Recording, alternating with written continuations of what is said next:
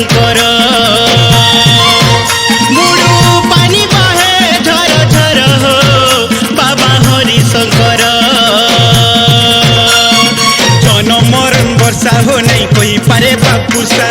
ऊपर वाला भरसा हो भाई सटे तिले सदगरसा जन्म मरण वर्षा हो नहीं कोई पारे बापुसा ऊपर वाला भरसा हो भाई सटे तिले सदगरसा इने कडिले सेला पत्थर हो बाबा हरि शंकर शंकु तुम्हें प्रभु दया कर हो बाबा हरि शंकर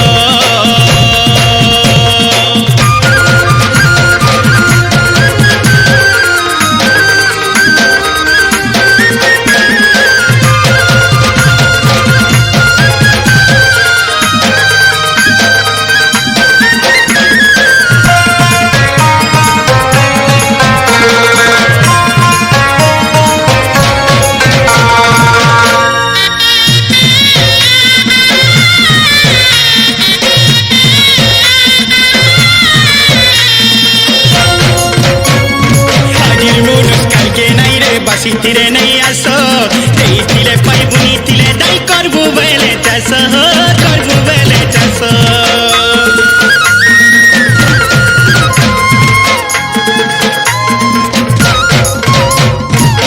कहार गाँ बाहर चटिया उड़ी गला धनु जीवन बनिर फुटकाई जीवन तिले हेला होई जीवन तिले हेला दियानियाती काड़ा अच्छे भाग तिले तो हेला पाटी लागी शपथ नेला सैनिक साजिला हो सैनिक साजिला देशर रक्षा लागी अटी पहर हो बाबा हरि शंकर ताकू सबे मिसी से लुटार हो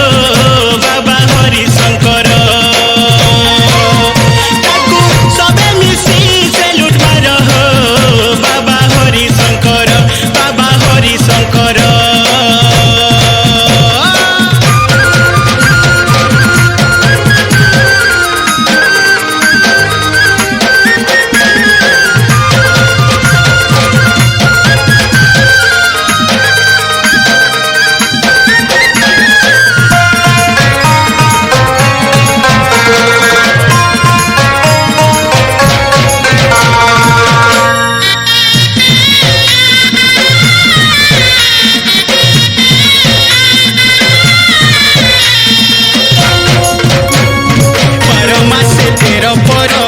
तिहार बहार जानी जतरा पूजा पाठ पुष्पुनी नुआखी तिहार पुष्पुनी नुआखी जुहार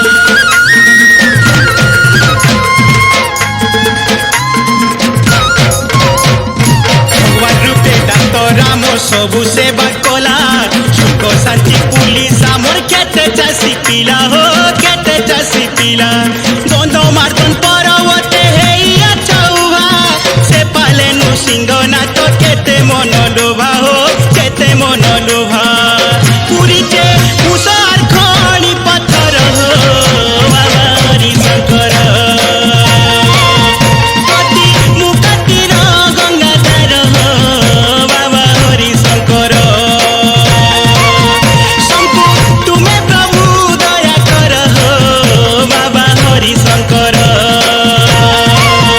इने सटिले सेला पत्थर हो बाबा हरि शंकर गति मुकातिर गंगाधर हो बाबा हरि शंकर बाबा हरि शंकर बाबा हरि शंकर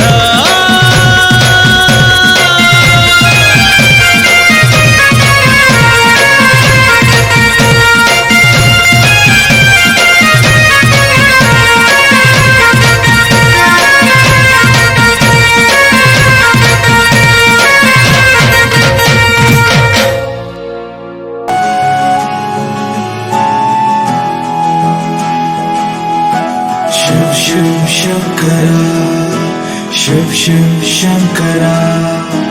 शिव शिव शंकरा शिव शिव शंकरा शिव शिव शंकरा नमः शिवाय शिव शिव शंकरा नमः शिवाय मेरे साथ चलना मेरे संग रहना, मेरे साथ चलना,